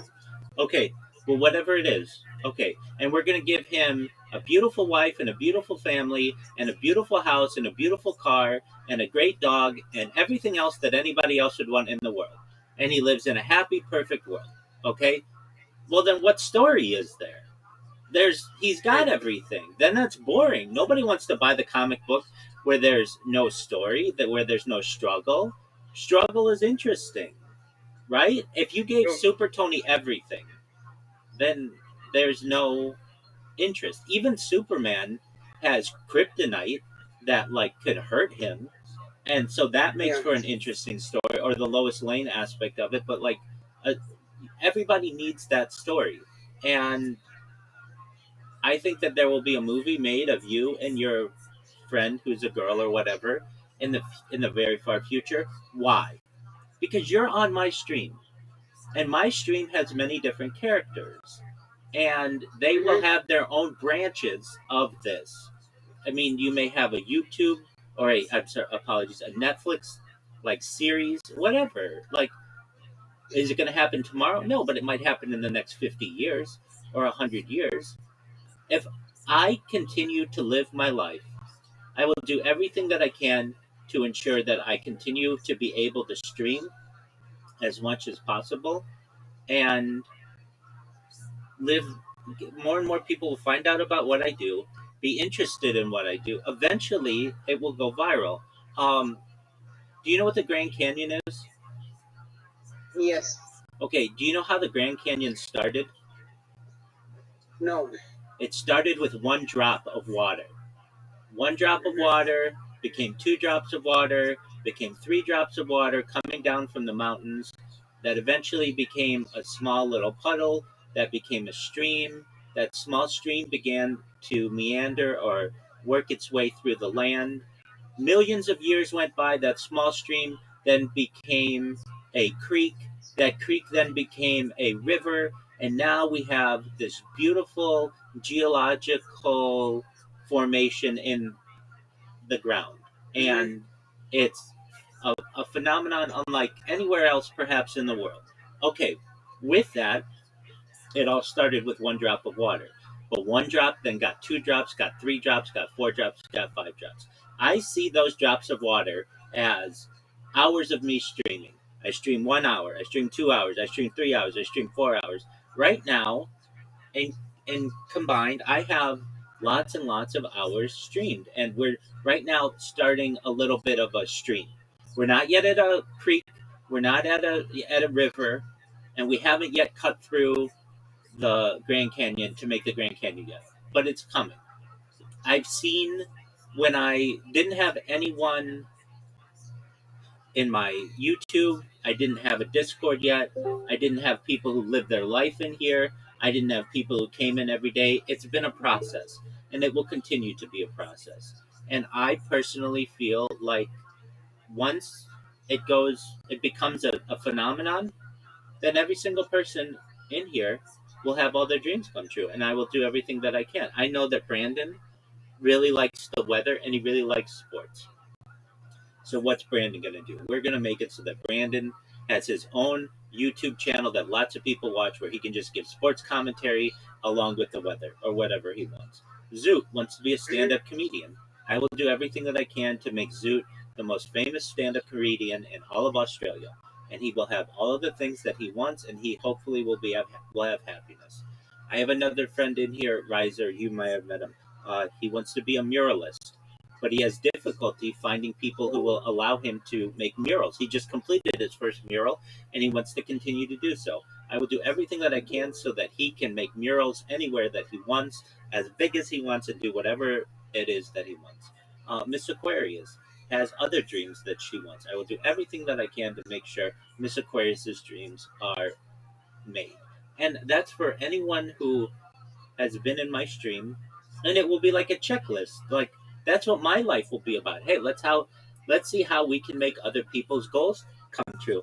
In addition to helping to end world hunger through the use of technology such as agricultural drones, floating greenhouses, saltwater greenhouses, hydroponics, vertical farming, cloud seeding, I want to help the world with those kinds of things. But it's just a matter, like, I see, and I could be wrong, but I see the amount that I stream with every hour that gets saved, and this stuff does get saved. Every hour is like adding another gallon of gasoline onto a big timber pile. And all it's going to take is one person to light a match, and it will explode. And it will be giant. One friend's going to say, hey, you know that there's this random person online who's been live streaming for 5 years or whatever it will be, and you can go back to any moment of any day and know what was going on in their life and in world history. And they're really funny, and they've had a lot of people on there, and they talk about all kinds of very interesting things. Did you know this? The other person's going to say, no, I didn't know that. Where do I find it? And they'd say, hey, just Go to linktree.com/Rabbi Rothschild. You can find all of their content 24 hours a day. Wait, you mean they don't sleep? No, they sleep. Oh, well, do they sleep on camera? Yeah. Whoa, nobody does that. It will be very interesting. They will tell their friends. They will tell another friend. They'll tweet about it. I know that people will see some of the things that I do and want to make fun of it. And then there will be a huge amount of people who will be like, we don't make fun of Rabbi. Rabbi is doing this in order to help save the world. If anything, we help to promote Rabbi. We don't bring Rabbi down. Rabbi streams are about positivity. And I get that. That to me is going to be a reality. It's just a matter of time. And I don't know how else to say it. It's just, we just have to continue to be patient.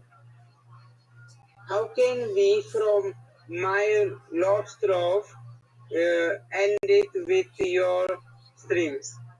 I don't understand how.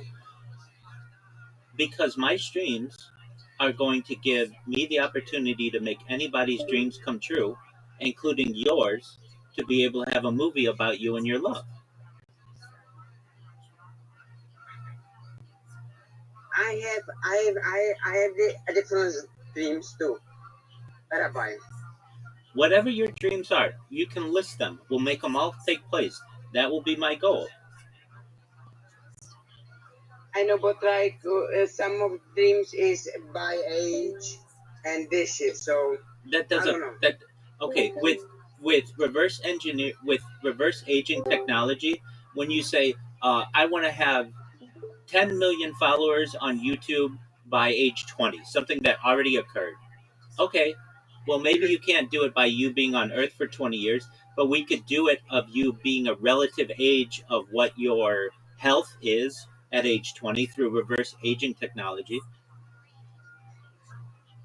Mm-hmm. Or so yeah, but like I think like yes, it's like great. You want to help us achieve our dreams, but like sports dreams, it's very hard for you to help us. No, Like no, it's not. No, no, it's not. You want to you want to play in the World Cup or whatever.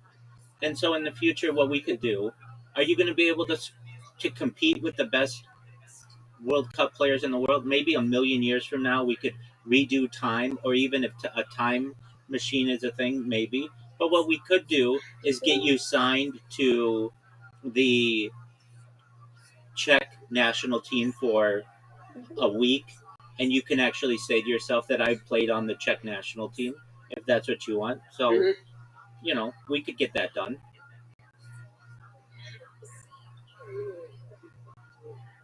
Yeah. Like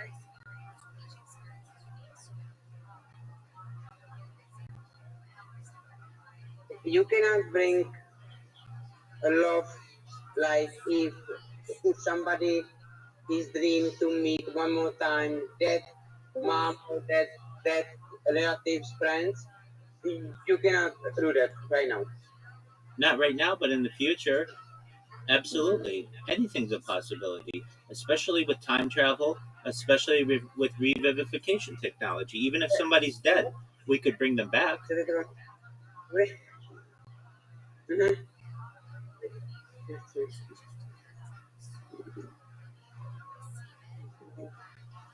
My dream, my dream from childhood is to have any professional contracts with a football team and play football professionally. Okay. It doesn't have to be a World Cup. Okay, well, we could get that done. That's not hard. Will you be able to play every moment of every day? No, but we might be able to get you on the field for 5 minutes. Sure. Mm-hmm.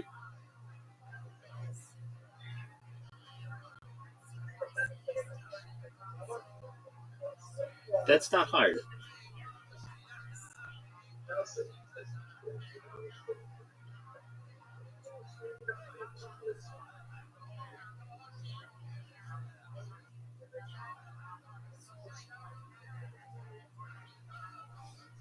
How long till you're home? At 20 minutes. Okay. 30 minutes. 20 minutes. Okay. I need to eat. I'm hungry as fuck. Okay. You do what you need to do, big dog.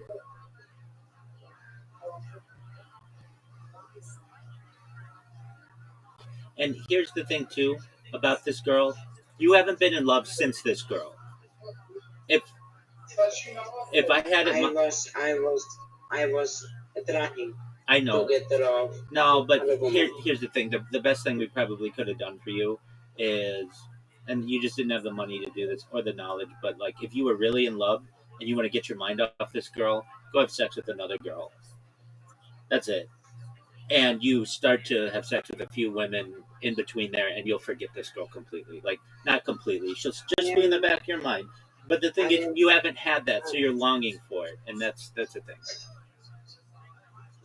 I am still a virgin. I know. So that makes it even more difficult because you don't know that you can just go and forget this girl by having sex with some other woman. You don't have that. So, it's just a thing. What would I do if I were you? I would save up my money and go get a prostitute and get it out of the way. There's nothing wrong with that. But like, I don't want to be my first time with a prostitute. The first time is the best. Is like the most. Is the first time having sex. Is the most. And is the most. I don't know. Like, You don't know. You absolutely don't know. I understand what you're saying. I get that. But if you can't find somebody else and it's not going to be her first time, then that's not going to be even. So, if anything, get it out of the way, and then it won't be a crutch anymore. Like right now, if you go to a woman, generally at 22, most women at 22 have already had sex. So now you're going to look like a little boy, and they're not going to want to be with you.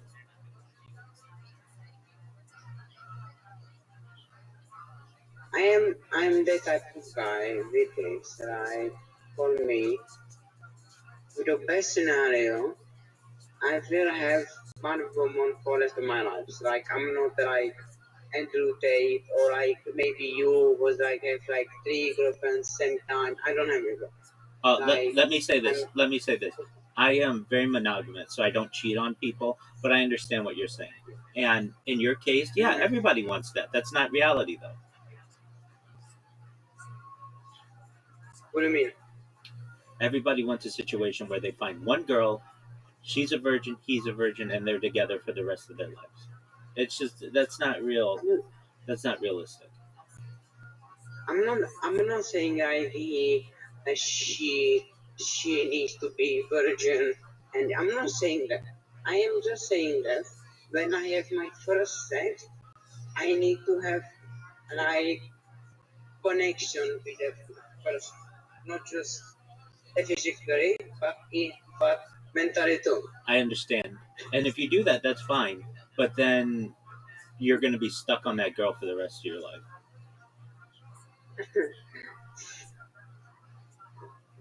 And that's cool. I mean, that's fine. You will never know. You will never know. Maybe God will push me. No. Perhaps.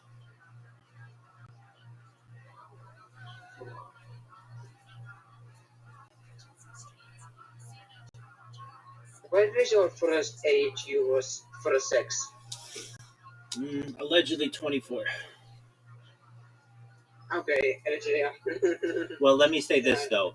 I had like other types of sex, if you want to consider oral sex and that kind of stuff, with a lot of girls before then. But I just wanted to save it. Yeah. And I mean, I grew up very religious, so that's not like something that you do, not outside of marriage or whatever. But I personally, I did not find a prostitute. What I did is I found an older woman who I wanted to teach me everything so that I wasn't scared anymore, and that's what happened. Mm-hmm. And it was very good. and then I became somebody who would get paid to do it, and with like, you just like it's part of life. You become I'm somebody who once I start to do something, I want to be the best at it, and then I became the best at it, and I would. It was known that if you want a good time, contact Rabbi, and and that's just kind of what it's just how it happened. In your case, I understand what you're saying. I mean, I was what you are plus more plus 2 extra years, so I completely understand. Have you ever kissed a girl? Yes. Okay. I was my first kiss like 6 years old. No, that doesn't count. Have you ever kissed a girl after age 13? Yes. Okay. Have you ever kissed a girl after age 18? Oh, my first kiss, I think 17. Okay. Or I don't Okay. know. I don't. That I works. don't. I remember. Absolutely. That works. I remember. That works. And I understand you're saying I want to find a girlfriend and we'll be together forever or whatever, and that's cool. That's a fun story, and everybody appreciates that. But it's just not always reality. And sometimes, once you get older, probably like over age 25, it becomes a hindrance. Once a woman finds out you've never had sex, then they don't want to be around you simply from the fact that they find out that you're a virgin. Like it's something's wrong with you, and you don't want that either. That's true. But I don't want to have prostitute. No, not right now. I want to try. I want to. I have 3 years. I mean, you don't necessarily have to say that, but that's fine. Focus on yourself, focus on your career, focus on your podcast, focus on chess, focus on self improvement, and it will come. I know, but I see the couple. I see like the law, and I'm starting to miss something. Okay. Uh, all you need to do is get a few dollars in your pocket, and you can start dating on dating sites. It's pretty easy. Mhm. Like if you don't have any money, I think you can't take a girl out. But if you have some money, you can take a girl out. You can go on a date. You can buy her coffee. You can buy her, flowers or whatever it is you want, and she can recognize that. Hey, you may not be extremely wealthy right now, but you're willing to give what you can to have a good time. I will tell you like this. If I am if I am same amount winning, then I will with the girls, with with you and with podcasting, bro. Right now I am married. I'm doing like that. But like luck is only one in this podcasting and with you and with other people. Okay, you've just gotta focus on your career, getting skills, getting certifications, doing your podcast, and it will come. Once you get a little bit of money, you'll be able to go on dates and you'll go find your girl or whatever, and you'll forget about the other girl. It's just how it happens. Bless you. That we will.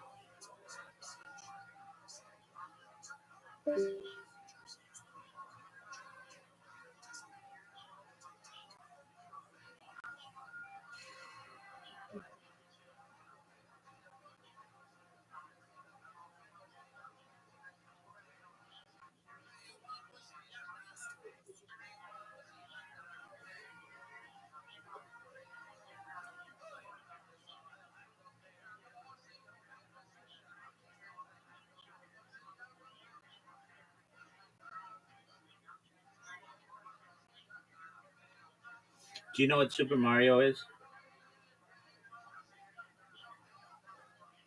Okay, I will go. So Okay. talk to you soon. Oh, God Bye. willing. Excellent. Bye. That the game was a labor of love.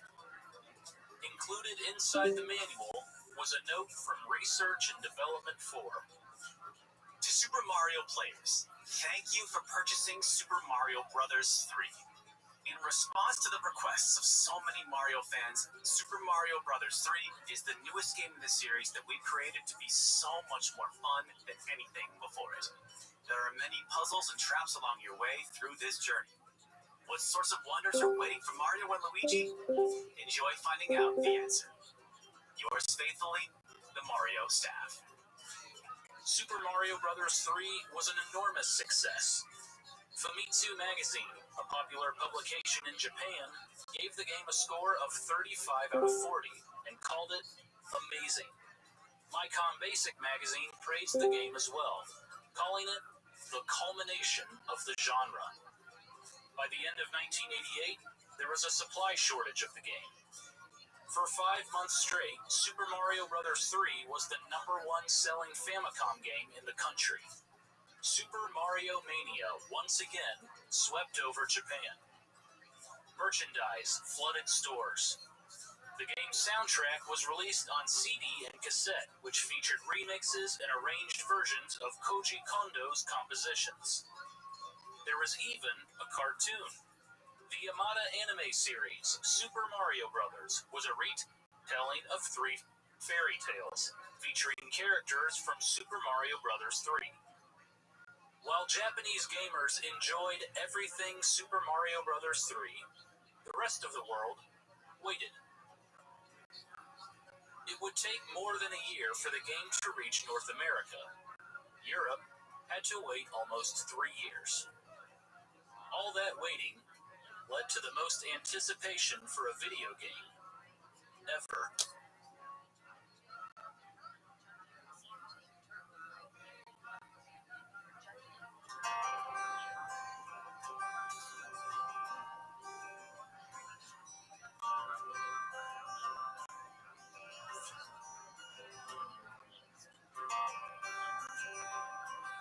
Nintendo wasn't only succeeding in Japan, they were in control of the North American video game market as well. In 1988 alone, Nintendo raked in $1.7 billion in revenue and had a whopping 80% share of the video game market, dominating rivals Atari and Sega. In just over 2 years since launching the Nintendo Entertainment System nationwide, they had sold more than 10 million consoles. It's a mania. The kids of America are saying, this is great, we've got to have one. For boys in this country between the ages of 8 and 15, not having a Nintendo was like not having a baseball bat. Rick Anguilla, Toy and Business World. Nintendo's success was in large part thanks to the popularity of Super Mario Bros. Nintendo of America packed the game in their Control Deck set. It quickly became their most popular title. Fans were eager for more. In October of 1988, the same month Super Mario Bros. 3 launched in Japan, Nintendo of America released Super Mario Bros. 2. Only, it wasn't the same game as the Japanese version. Nintendo of America's product analysis manager Howard Phillips, who reviewed new games from Japan, had famously rejected the Japanese version of Super Mario Bros. 2. The game looked exactly like the first, and, more importantly, it was too difficult. I put down my controller, astonished that Mr. Miyamoto had chosen to design such a painful game, he said.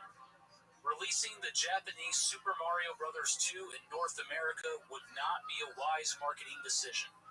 So instead, Nintendo took another title and made it a Mario game. Yume Kojo Doki Doki Panic, released in 1987 for the Famicom Disk System, was also developed by Research and Development 4.